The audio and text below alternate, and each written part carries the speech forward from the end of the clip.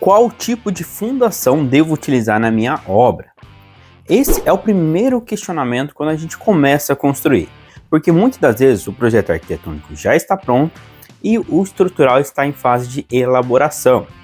Dessa maneira fica a dúvida de se eu devo utilizar uma estaca escavada, uma sapata isolada, um radier.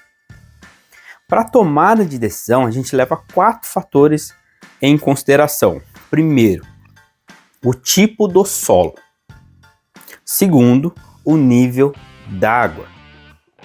Terceiro, o custo, se é uma fundação cara ou barata. E quarta, a disponibilidade de equipamentos no local, na sua região.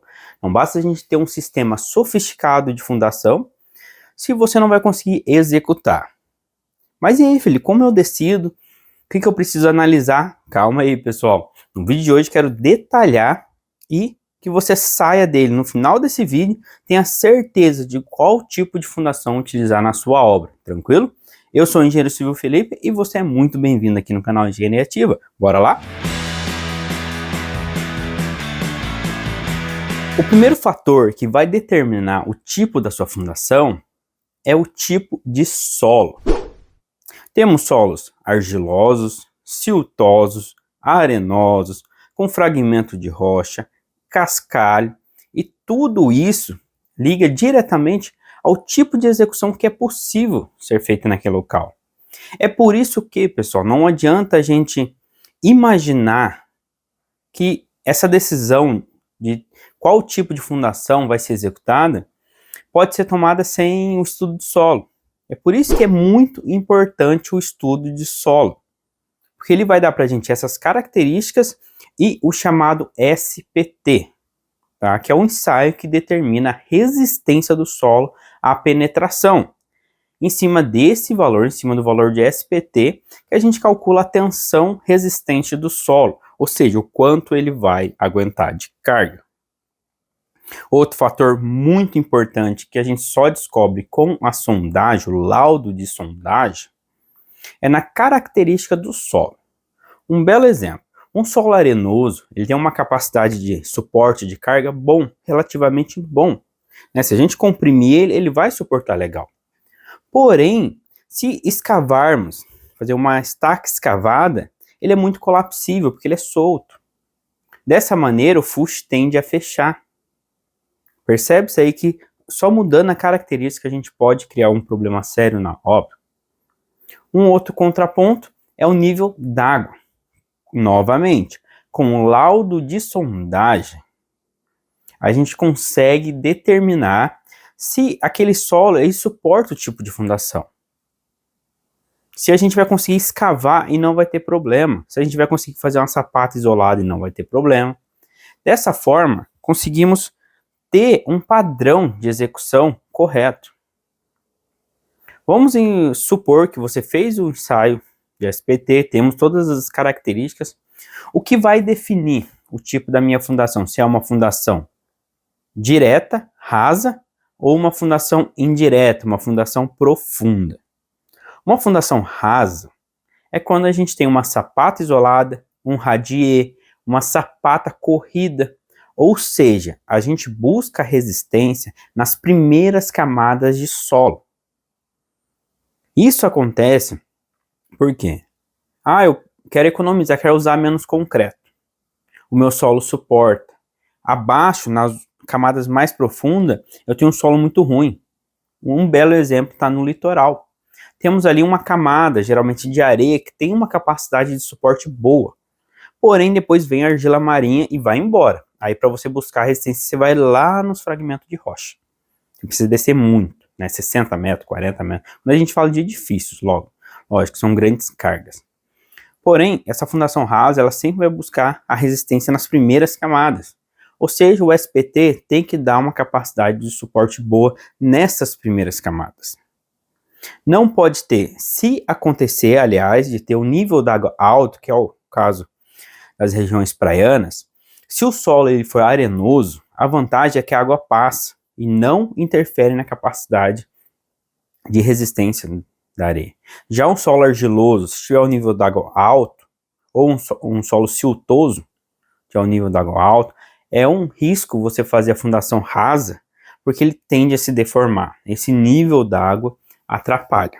Aí a gente parte para as estacas indiretas, que é quando a gente busca resistência nas camadas mais profundas do solo.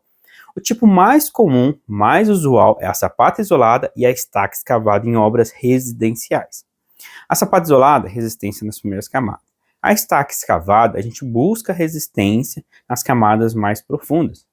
E uma análise muito importante é se é execuível essa estaca escavada. Aí a gente tem a hélice contínua, temos os tratores de perfuração, temos a estaca raiz, aí vai embora o tipo de fundação. E todas elas, é muito importante salientar que vai estar direcionada ao nível da água, às características do solo, principalmente. Por quê?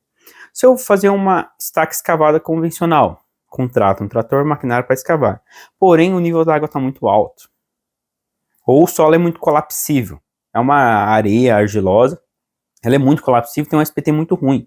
Quando eu tirar o trado, vai fechar, vai ter problema. Aí o que eu tenho que fazer? Uma estaca raiz que é encamisada, uma estaca Strauss, que é encamisada, ou uma hélice contínua, que quando ela chega na cota de arrasamento, ela retorna concretando, de maneira que não permita, não crie condições do seu solo fechar. Fechou, você perde o furo. Você precisa refazer ele e você vai criar um vazio ali, vai criar uma série de problemas. Então, cuidado. Tá? E mesma coisa o nível d'água. Se tem nível d'água alto, você vai precisar encamisar. Posso concretar uma fundação quando o nível d'água está acima da resistência de ponta? Pode. Não é um problema diretamente, desde que a metodologia empregada seja correta. Estaca raiz é muito utilizado para isso. A própria hélice contínua, que ela vai arrancar. Temos aí o preenchimento com lama betonítica, para substituir a água, e aí, quando for concretando de baixo para cima, vai sendo expulsa essa lama. Por isso que eu digo para vocês, pessoal, o tipo da fundação, ele vai ser definido pelo estudo, a sondagem, tudo bem? E o último item, né, que quando a gente fala de disponibilidade na sua região, não basta eu determinar no cálculo esse é um recado diretamente para os calculistas, hein? Não basta eu colocar lá um tipo de fundação totalmente sofisticada, uma estaca Strauss, uma estaca hélice contínua, sendo que a disponibilidade na região não existe aquele tipo de equipamento. Então, primeiro detalhe, conversa com o proprietário, tende a conhecer a região, ver o que tem de disponibilidade. Quando a gente está em regiões metropolitanas, cidades com uma estrutura maior, geralmente a gente tem uma gama muito grande, ou naquela cidade, ou nas cidades vizinhas. Então isso vai determinar. Tranquilo? Ah, Felipe, mas eu tenho uma casa. Eu quero saber que fundação eu vou usar. Quantos metros a minha estaca vai dar? Essas perguntas a gente só consegue responder calculando. Porque eu tenho a carga sobre a estaca ou sobre a sapata isolada. Eu tenho o estudo de solo. Por isso que acontece muito aqui na página e no Instagram de eu receber perguntas. Eu vou fazer um sobrado de tantos pisos. Quantos metros precisa ter a estaca? Eu não tenho o carregamento e eu não tenho o tipo de solo. É como a gente atirar no escuro. A gente nunca vai acertar o alvo. Nunca. Podemos acertar próximo, mas o alvo não acerta. Tá? E você põe em risco a estrutura do seu cliente, a sua estrutura. E o risco que eu falo não é apenas o colapso, é trinca, fissura, que você vai conviver com isso a vida inteira. Então pense bem, será que realmente vale a pena economizar no estudo de solo? Eu vou construir uma casa que o valor final dela vai dar 300, 400, 500 mil reais. Né, que são casas aí de médio padrão, e eu não quero gastar 3 no estudo de solo. Pô, pessoal, ajuda a gente. E outra, se você não gastar com estudo de solo, o meu vizinho fez estaca escavada e funciona, eu vi que aqui o solo aceita, tá dando certo. O seu calculista, ele vai ter uma margem de segurança muito maior. Então você vai gastar muito mais concreto. Então você sai perdendo de qualquer jeito. O único jeito de você economizar é você investir em um estudo de solo, que ele que vai dar os parâmetros para a gente calcular. Agora, para a gente fechar o assunto técnico de fundações, quando a gente fala de sapata isolada, a resistência é a base, correto? Quando a gente fala de estaca escavada, ou hélice contínua, ou qualquer tipo de fundação profunda, a gente tem duas resistências ali muito importantes. A lateral e a resistência de ponta. Ou seja, quanto mais profunda for a sua fundação, mais resistência lateral. É como se a gente estivesse segurando ali um tubo. E como ele é todo rugoso, porque ele se forma nas condições do solo, ele vai se moldar ao furo, que não é perfeito, então toda a rugosidade dele ajuda na resistência. Então ele cria uma reação lateral e uma resistência de ponta. Então sim, quanto mais profunda a sua fundação for, mais resistência ela tem. Aí fica aquela pergunta, será necessário ser tão profundo? Quem vai dizer? O seu calculista estrutural com um laudo de sondagem. Tranquilo, pessoal?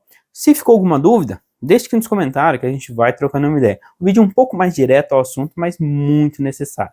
Muito necessário para a gente garantir a segurança nas nossas obras. Muito obrigado por ter assistido o vídeo até aqui. Um forte abraço e tchau!